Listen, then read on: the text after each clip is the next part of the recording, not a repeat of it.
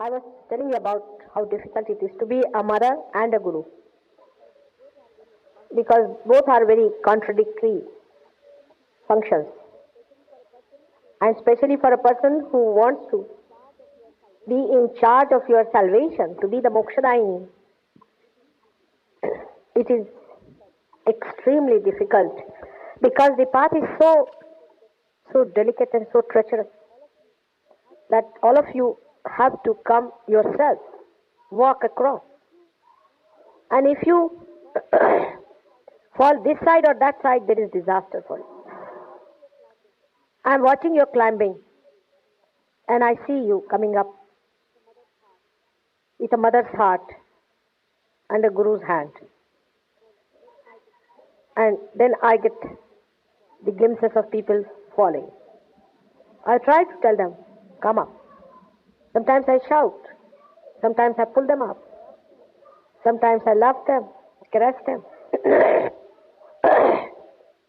You can yourself judge within yourself how much I've worked on you, how much I've loved. But how much do you love yourself is the point. I've told you that for a Sahaja Yogi, the whole thing should be decided by the witnessing power. Now the witnessing power is silent, it doesn't talk. If you are a very talkative person, then it's not going to help you much. You have to come in balance. For the first time in this incarnation, I have started talking. And I get throat trouble because I'm not used to this kind of talking. So for you people, it is necessary that you should not talk unless and until you feel like talking. And very few sentences, conclusive. As I told you before, the tongue is the master of all the organs of distraction. If you could master your tongue, you have mastered all of them in a way. Because everything has to be palatable. For example, you look at a woman. If she is not palatable, then she may be beautiful, but you don't want to look at her. She decides, the tongue decides about a person. If you want to eat some food, if it is not palatable, then you don't want to eat that food. It has to be palatable. Then a thought also. A thought has to be palatable. If it is not palatable, you are not going to have it. So the deciding factor is the tongue. The root of the tongue goes up to the Vishuddhi Chakra, which controls your ego and superego, or you can say that the tongue is reflected in superego and ego in a way.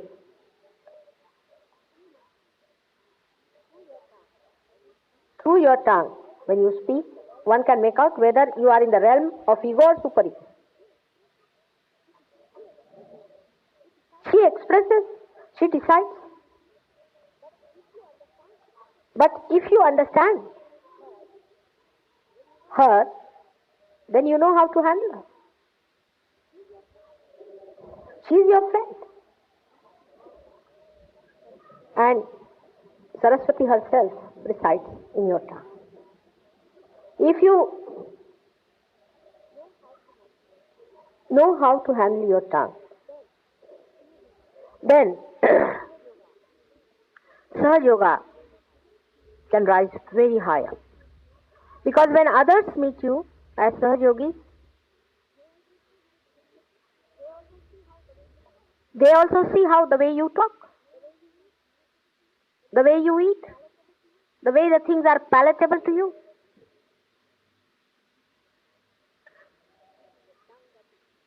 It is the tongue that decides. If you are really very much evolved, you'll be amazed that if you eat some food somewhere, immediately the tongue will immediately throw it out. It won't have it if it is something wrong. If some prasad so-called is given to you, which is given by some wrong type of man, immediately your tongue will throw it out. It won't be able to take it in. And even if you take some or other force down in the stomach, still the tongue will inform the brain that throw it out. And the brain will inform the stomach that throw it out. It will be unpalatable. So the action of Vishnu in the stomach up to the action of Sri Krishna, I mean the same personality, is all judged by your tongue. So you must know how pure, holy your tongue should be. That when you take the name of your mother with this tongue, you must know it has to be the holiest of holy. It is very important how you use your tongue. Those who talk very bluntly are just the same. Those who talk very sweetly to get something out of you is the intention. As I have told you, it controls ego and superego. Even if Sahaj Yogi understand that the witness is also here at the Vishuddhi Chakra. So your witnessing power will increase and decrease according to your tongue. Of course, it controls 16 subplexes. It also controls the muscles of the eyes. It controls all the muscles. It controls the palate. It controls the teeth. It controls the ears. But ears, you hear something, you cannot control it. Tongue you can, because that is the thing which releases, which goes out. With the ear you cannot give anything to others. That is just one way. This is double way thing. You take in something and also you can throw out something. It has a double purpose. It is a very important organ, and that's why we have to look after our tongue. When the Kundalini is rising, that means one thing is there, that your attention has become subtle, from gross to subtle. But it has to become subtler and subtlest, and then it has to go beyond that. By becoming subtle, only it comes up through the Agya. Because Agya is just like a hole in a needle. So it penetrates through that with the subtleness. Because of that subtleness, your attention sees everything but in a subtle form. Now this is a new experience for you. That's why you do not recognize what is that. In a group of Sahaj Yogis, you can witness these things very carefully and clearly. There is one person whose eyes are roving still around. He's a Sahaj Yogi. He's sitting down, he's looking here, looking there, looking that side, who is coming, who is going. Of course, this person is still in the gross state, you can say. Though he's got his attention up here, by Mataji is pulling it out, you see, and hanging on to it. But still the person himself is still dragging outside into the gross. So don't bother about that. But even the person who is now, say, attentive, we can say attentive, because you see, words are not so precise. Even if you notice such a person, you will find his two forces in a very subtle way are acting. One is his subtle ego, another is a subtle super ego. When you become subtle, suddenly you get also powers of the subtle. Let us see the ego side of it. You start feeling inside yourself in a very subtle way that you do not recognize that it is ego. It is too subtle to be recognized. That you have got powers now to cure. You start feeling that now you have powers to raise the Kundalini. See how it goes down sedimenting into you. Then you start feeling you have powers to express yourself. Because you think you have learned Sahaja Yoga, and now you know the essence of it, then you can talk about it. This subtle ego develops into you. And the fourth type of subtle ego develops when you see the other person's super ego is developing. That is the most dangerous.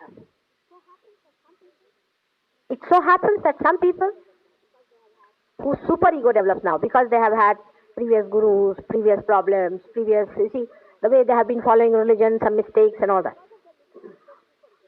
Because of their mistakes, their super ego develops. You see something happening to them.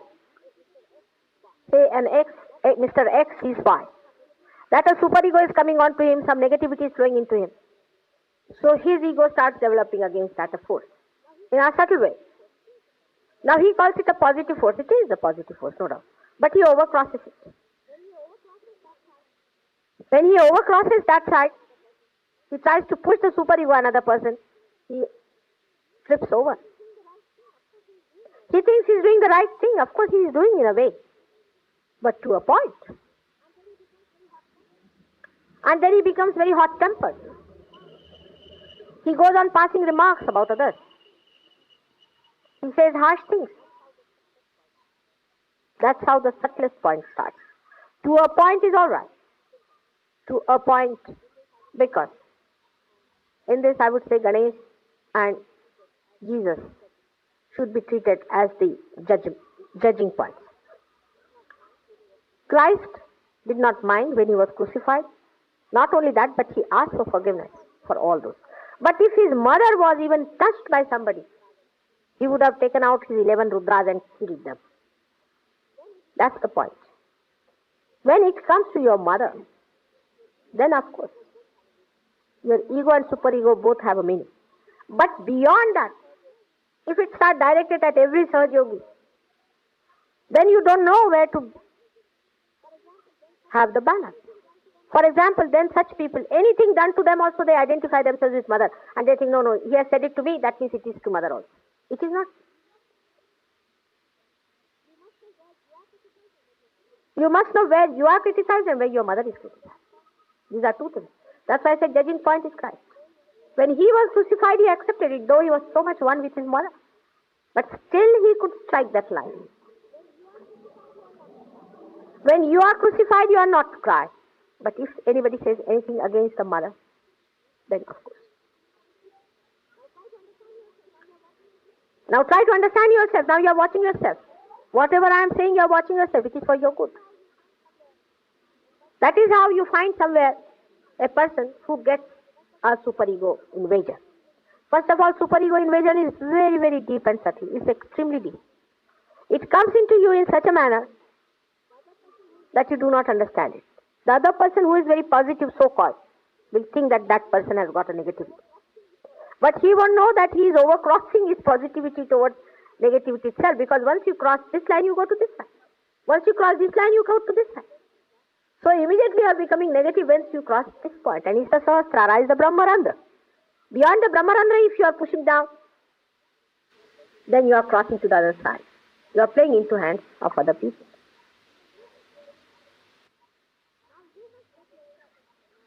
Now you must judge yourself and see, now, hello Mr. X, how are you behaving now? Immediately become a witness, you see witness of yourself. Now how the superego and ego, you see sometimes in some people, sometimes the ego presses the superego and the superego presses the ego. I've seen it. They don't know whether they are egoistical or whether they are dominated. They really do not know. They cannot decide. Because it's such a going on, wobbling all the time. That's why I say better. You must sit down, settle down. See for yourself. Am I settled? Watch yourself. Even you can feel the force. Actually you can feel the force moving from this side to this side. You'll feel the force moving from this side to this side. Try to bring it in the center.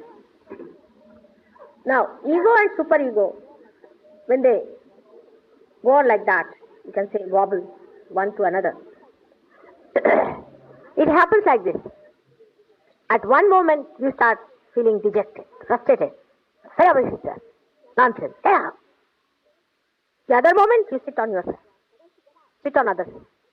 You ask others to get out. This is bad. I didn't like that man. That fellow came. That fellow caught me. That thing happened. This thing happened.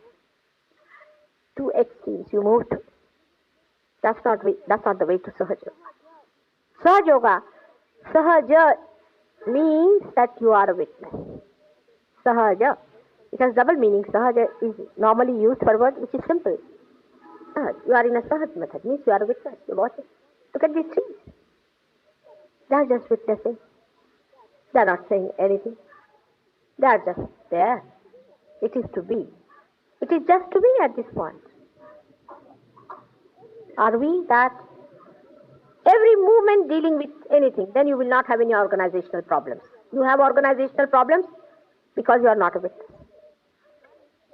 You will find two types of people. One who will say, I am suffering too much. The others will say, no, not so.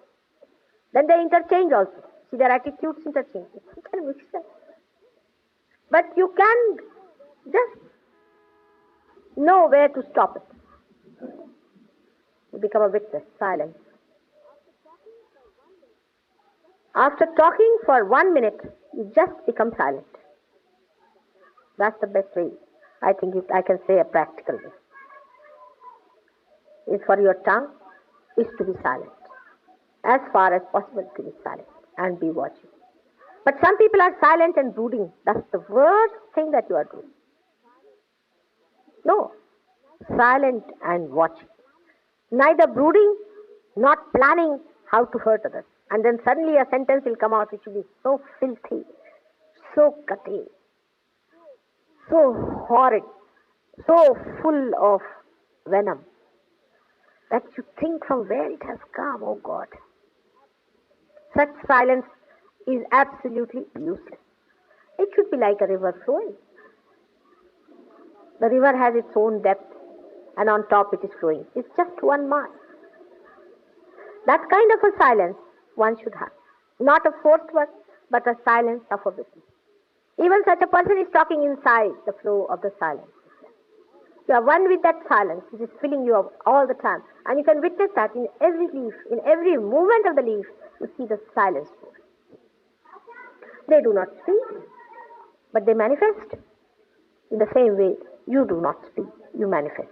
Of course, human beings are higher than them because they speak. But if speak becomes a burden, a problem, a cutting instrument, it is better not to speak. Another thing a Sahaja Yogi must know, that eyes are very important for Sahaja Yoga. When the Kundalini rises, then the dilatation of the pupil takes place, because you have seen the children how their eyes are dilated, just gaping at everything. What is happening? Just gaping.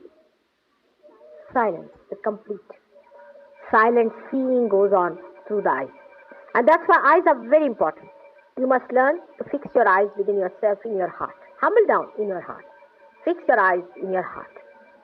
I say that way, but I don't know if you can do it. I don't know if you can do it, but if you could do it, that's a very good way of doing things. Looking at everyone, gazing at everyone, seeing this, seeing that, is a very bad exercise for your eyes. It's a very bad habit. Try to keep your eyes low on the earth, Mother Earth, watching the lower part of the body than the face, because face, if you are made that way, that you can watch the face is all right, but you are not yet made. Best thing is to see to the feet, and your eyes will touch their gross sense, feet, from where the sensation of vibrations go up, upward, and the Kundalini rises better. Actually, those who suffer from low Kundalini rising, if they could rub oil on their feet and wash their feet, it's a very good thing. That's why Christ washed the feet of his disciples. I wish I could do that, if you allow me and permit. Because the whole grossness is in the feet. And if you touch somebody with your eyes, realize, people, I'm saying, their feet, most of their grossness will disappear. And you won't have that much problem with them. That's why Christ washed the feet of his disciples. You also wash your feet and keep them clean, so that the grossness drops out. I have explained in brief way, but if you want to ask me questions, ask. Because still I find that the Sahaja Yogis are not rising as fast as they could.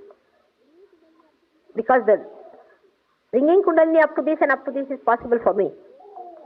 But taking it back into your gross being is your own job, which you have to do. In Marathi, as they say it, Adi Kalasamagapaya. I have built the top, the dome for you, and the dome is now to be supported by you. I have taken you to the dome. But you cannot bring it down, because either you are frustrated with yourself. By being frustrated, what are you going to gain? Or else you are frustrated with others. Just be silent and be witnessing. As Sai Baba has said, saburi, patience. It comes.